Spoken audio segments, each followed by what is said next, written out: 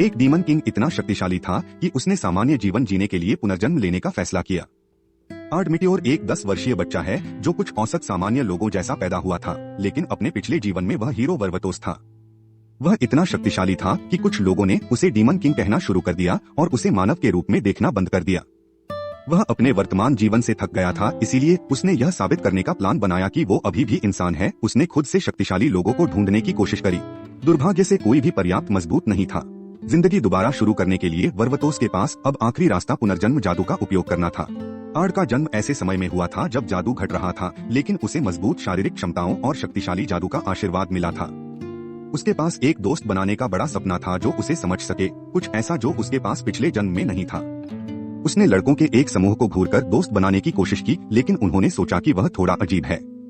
Demon king के रूप में उसके अतीत के कारण उसमें सामाजिक कौशल की कमी थी। उसे दोस्तों को कम डरावने तरीके से बनाने के लिए नए तरीकों की तलाश करने की जरूरत है, लेकिन वह फिर से विफल रहा। लिटिल आर्ड बहुत निराश था क्योंकि उसने दोस्त बनाने की बहुत कोशिश की, लेकिन उसे ऐसा कोई नहीं मिला जो उसे पसंद करता हो। इसलिए उसने अपना गुस्सा अपने घर के पास जंगल में निकाला और इसे नष्ट कर दिया। जब वह अपने घर के दरवाजे पर आराम करने के लिए रुकता है तो ओलहाइड बताता है कि दोस्त बनाने का सबसे अच्छा तरीका दयालु और सम्मानजनक होना है। इससे आर्ड ऊर्जा के साथ फिर से प्रयास करने के लिए प्रेरित हो जाता है। आर्ड ओलहाइड की बात मानता है, लेकिन एक बार फिर वह कोई दोस्त बनाने में विफल रहता है। निराश और क्रोधित महसूस करते हुए आर्ड जंगल में राक्षसों पर फिर से अपनी निराशा निकालता है। अचानक उसे मदद के लिए एक युवा लड़की की आवाज सुनाई देती है। आर्ड जानता है कि उसे जल्दी से कार्रवाई करनी चाहिए, इसलिए वह वहां उड़ान भरता है। उसने एक युवा एल्फ लड़की को एक प्राचीन भेड़िए से लड़ते हुए देखा। उसने सोचा कि वह बीस्ट के खिलाफ अपना गुस्सा निकाल रही होगी, क्योंकि उसके लिए वह एक निम्नस्तरीय जानवर था। वह भेड़िए को राख में बदल देती है। लड़की द्वारा दिखाए गए जादू के साथ उसने बातचीत करने की कोशिश की। उसने सोचा कि वह जानवर के खिलाफ उसके प्रदर्शन की प्रशंसा करके उसे खुश कर सकता है, लेकिन उसी समय में उसकी आलोचना करता है। चूंकि कुछ भी काम नहीं कर रहा था, इसलिए उसने आखिरकार पूछा कि क्या वह उसकी दोस्त बनना चाहती है, लेकिन लड़की ने दुखी होकर अपना सिर हिलाया और भाग गई। आर्ड उलझन में था, लेकिन पता चलता है कि उसे अतीत में धोखा दिया गया था और धमकाया गया था। आर्ड के हाउस में ओलहाइड ने आर्ड के माता पिता को अलविदा कहा और वह लड़की मेयर की बेटी होती है। इरिना लिटिल को पता था कि वे जल्द ही फिर से मिलेंगे, जिससे घटनाओं की एक श्रृंखला होती है जहां आर्ड इरिना से दोस्ती करने के लिए अजीब तरीकों से कोशिश करता है, लेकिन हर बार असफल हो जाता है।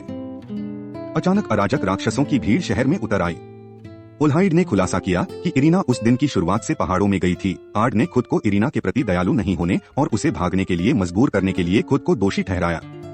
आर्ड ने इरिना को परेशानी में देखा क्योंकि एक होबगोब्लिन के नेतृत्व में गोब्लिन के एक झुंड ने उसे घेर लिया था।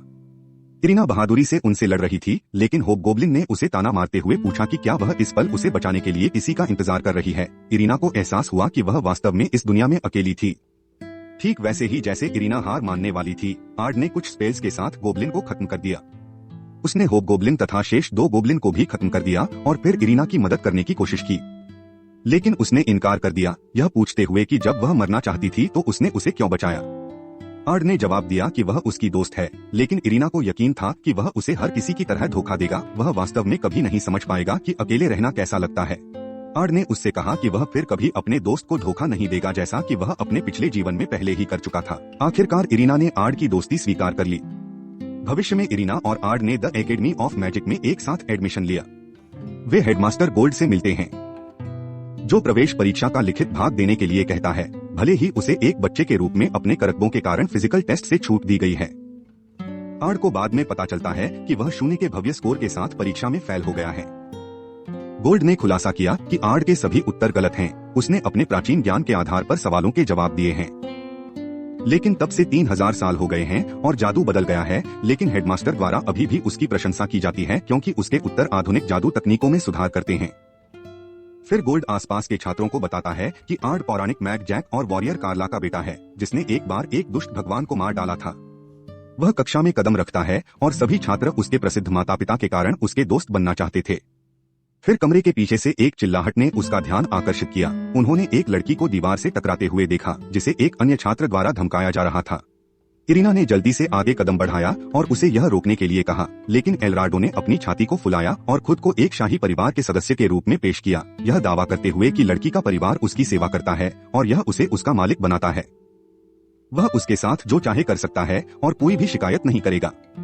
आर्ड ने उससे माफी मांगने के लिए एल्राडो से मांग की, लेकिन इसने एल्राडो को और भी उग्र बना दिया। उसने सोचा कि आर्ड सिर्फ एक आम बच्चा है जो अपने माता पिता की फेम की सवारी कर रहा है, और उसे लड़ाई के लिए चुनौती दी। हरीना चौंक गई और जल्दी से आर्ड को सलाह दी कि एल्राडो एक प्रतिभाशाली व्यक्ति है जो रैंक सी जादूगर का दर्जा हासिल करने वाला सबसे कम उम्र का व्यक्ति है। जब उनके शिक्षक ओलिविया ने कदम रखा तो आर्ड का दिल लगभग रुक गया, क्योंकि वह डीमन लॉर्ड के शीर्ष जनरलों और उसकी बहन में से एक थी और अप्रत्याशित रूप से वह अभी भी जीवित है। वह उसके पुनर्जन्म लेने और अपने कर्तव्यों को छोड़ने के लिए उससे नाराज होगी। उसने यथासंभव ध्यान से कार्य करने की कोशिश की, लेकिन जब उसने उससे परिचित तरीके से बात की तो उसने खुद को लगभग पकड़वा ही दिया। सौभाग्य से ओलिविया ने इसे खारिज कर दिया और उन्हें बताया कि वह बाहर उनकी लड़ाई की निगरानी करेगी। आर्ड को इस बात की अनिश्चितता थी कि ओलिविया को अपनी असली पहचान पता लगे बिना एल्राडो से कैसे लड़े। हालांकि एल्राडो को अपने स्वयं के कौशल के बारे में यकीन था कि वह एक महान प्रतिभाशाली है जो केवल एक आम आदमी के खिलाफ खेल रहा है। उसने बिना किसी चेतावनी के उसे स्नोफ्लेक कहते हुए मजाक उड़ाना शुरू कर दिया। एल्राडो ने एक शक्तिशाली अग्नि का जादू किया, लेकिन आर्ड एक त्वरित इशारे के साथ तैयार था। एल्राडो चिढ़ गया जब आर्ड ने बताया कि किसी भी सामान्य बच्चे को यह हमला करने में सक्षम होना चाहिए। एल्राडो अपने जादू की तीव्रता को बढ़ाता है और इसे मेगा फ्लेयर कहता है, लेकिन यह फिर से रुक जाती है। आर्ड ने एल्राडो को बताया कि वह निचले स्तर के स्पेल्स को भी शर्मनाक नाम दे रहा है ताकि उन्हें मजबूत दिखा सके। एल्राडो अपमानित महसूस करता है और अपना अंतिम ट्रम्प कार्ड जारी करता है, गिगा फ्लेयर, जिसमें वह 9 शक्तिशाली स्पेल्स एक साथ इस्तेमाल करता है। आर्ड ने युद्ध की गर्मी में अपना आपा बनाए रखा और असली गीगा फ्लेयर को बुलाया, जिसके परिणामस्वरूप फायरबॉल इतना गर्म था कि एल्राडो के पास आत्मसमर्पण करने के अलावा कोई विकल्प नहीं था। लेकिन ओलिविया ने कुछ और देखा। जब आर्ड गीगा फ्लेयर फेंक रहा था तो उसने एल्राडो के चारों ओर एक ढाल भी बनाई थी। उसने उससे पूछा कि वह एक बार में 2 स्पेल्स इस्तेमाल करने में कैसे कामयाब रहा। उसे लगा जैसे ओलिविया उसके झूठ को पूरी तरह एक नजर से देख सकती है। उसने स्थिति को कमतर करने की कोशिश करते हुए कहा कि यह कुछ खास नहीं, केवल 2 स्पेल थी। उसने तर्क दिया कि यह केवल तभी उल्लेखनीय होगा जब वह एक बार में इससे अधिक इस्तेमाल कर पाएगा। लिविया द्वारा दिए गए हर बयान के साथ उसके अंदर घबराहट बढ़ती जाती है। उसका कॉमन सेंस 3000 साल पहले छोटा प्रतीत होता है और इस आधुनिक समय में कोई भी नहीं जानता कि एक ही समय में 2 या अधिक स्पेल्स कैसे इस्तेमाल करते हैं। ओलिविया जोर देने के बावजूद यह कहते हुए पीछे हट गई कि उसे कुछ ही दिनों में जवाब मिल जाएगा।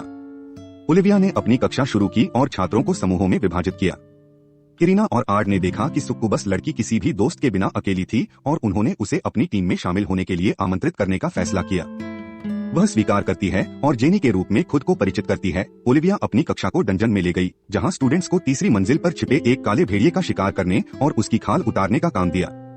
आर्ड का समूह अपने दम पर निकल गया। वह काले भेड़ियों के झुंड का सामना करने वाला पहला समूह था।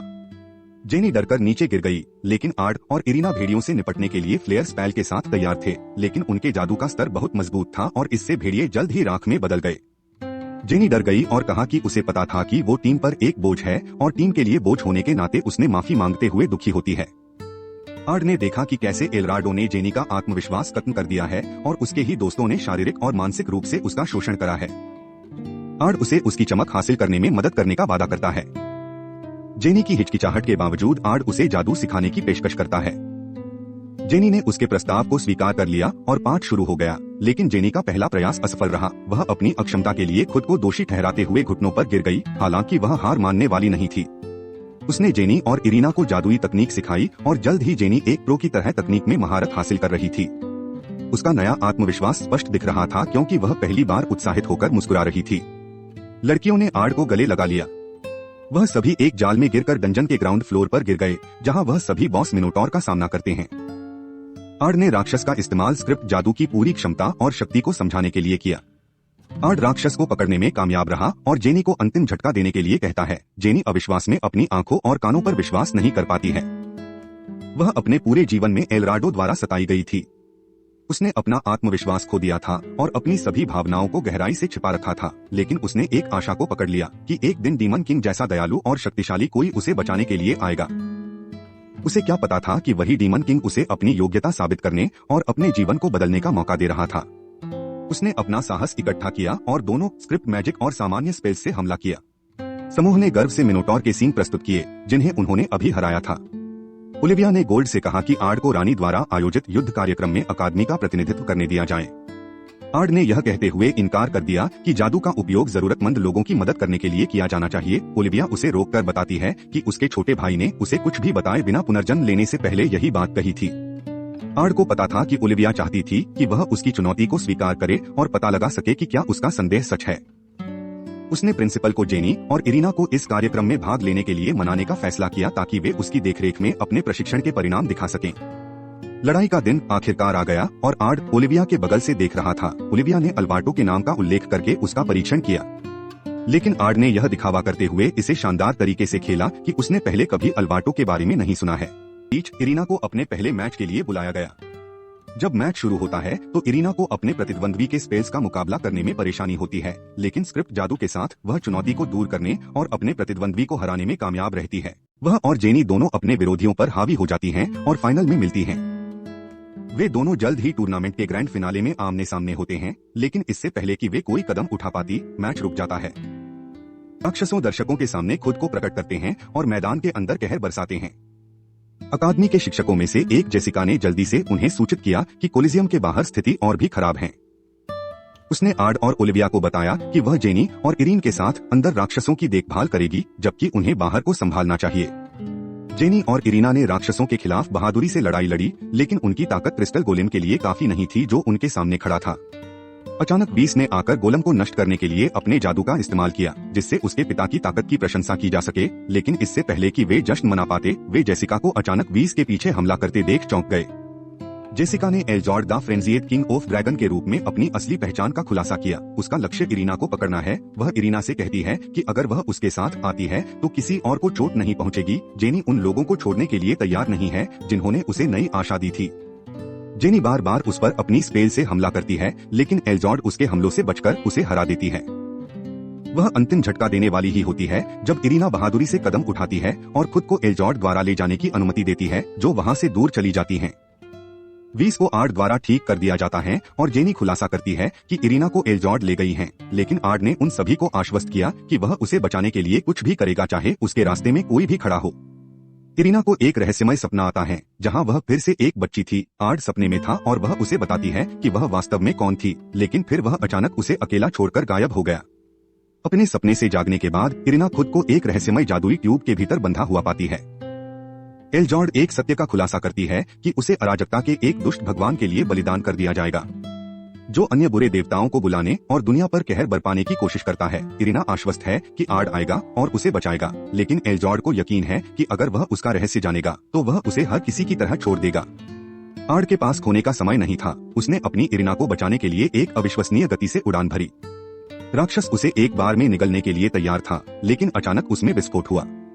आर्ड नीचे आता है और उन सभी को खत्म करने के लिए तैयार होता है जिन्होंने उसके दोस्त को चोट पहुंचाई थी। उसने एक ही समय में राक्षसों को हराने और इरीना को मुक्त करने के लिए 9 स्पेल्स इस्तेमाल किए। हालांकि एल्जॉर्ड हमले में बच गई और घटनाओं के मोड़ से आश्चर्यचकित होकर आकाश में उड़ने लगी। एल्जॉर्ड ने इरीना को काले रहस्य का खुलासा किया कि वह असली शाही परिवार से संबंधित है। वह एक झूठे नाम और पद पर रह रही है क्योंकि वह दुष्ट देवताओं के खून की वारिस हैं, जिन्हें आर्ड ने अपने पिछले जन्म में हराया था। लेकिन वह परवाह नहीं करता। वह केवल इस बात की परवाह करता था कि इरीना किस तरह की व्यक्ति है। वह उससे अधिक दयालु और किसी और की तुलना में अधिक साहसी है। एल्जॉर्ड ने बिजली का स्पेल किया, लेकिन आर्ड अपने शक्तिशाली भाले के साथ सामना करने के लिए तैयार था। आर्ड ने तब अपना भाला फेंका और एल्जॉर्ड के शरीर में विस्फोट हो गया, लेकिन एल्जॉर्ड अभी तक हारी नहीं है। वह अपने पूर्ण ड्रैगन रूप में बदल गई और एक बैंगनी लेजर स्पेल को उजागर किया। आर्ड तैयार था और इसे एक जादुई बैरियर के साथ रोक देता है। उसने इरीना को दूर देखने के लिए कहा, लेकिन उसकी जिज्ञासा बहुत मजबूत थी। इरीना ने देखा कि आर्ड ने उसकी छिपी हुई शक्ति को खोल दिया है और डीमन लॉर्ड वर्वतोस के रूप में अपनी असली पहचान का खुलासा किया। एक रहस्यमय सुनहरी लड़की को बुलाया, जिसने फिर उसे एक जादुई बैरियर में घेर लिया। यह महिला कोई और नहीं बल्कि लिडिया थी, जो आयरीन की पूर्वज थी। वह एक साहसी चाल में एक सुनहरी तलवार में बदल गई और एल्जॉर्ड पर बीम की झड़ी लगा दी, लेकिन चालाक एल्जॉर्ड उन सभी को चकमा देने में कामयाब रही। जिसे ही ड्रैगन वापस आकर उस पर हमला करने की तैयारी करता है, वैसे ही इरीना कहती है कि वह ऐसे दानव से हार नहीं सकता। इरीना के शब्दों ने एक नए दृढ़ संकल्प के साथ आर्ड को प्रेरित किया और वह जानता था कि वह अब अकेला नहीं है, और उसने दूसरे चरण में प्रवेश करने की आज्ञा दी और लिडिया ने उसे एक नए चांदी के कवच से लैस किया, जिसे उसने अल्टीमेटम 15 अलग अलग स्पेल्स का एक जादुई संयोजन और एक शक्तिशाली प्रहार के साथ ड्रैगन को नष्ट कर दिया। आर्ड को लगा कि उसके रहस्य का पता चलने के बाद इरीना रवैया बदल सकती है, लेकिन इरीना एक बड़ी मुस्कान के साथ उसकी ओर मुड़ी और उसे उठाया, जबकि खुद से वादा किया कि वह मजबूत हो जाएगी ताकि वह उसके साथ में खड़ी हो सके। अंत तक बने रहने के लिए आपका धन्यवाद। अगली वीडियो में फिर मिलेंगे।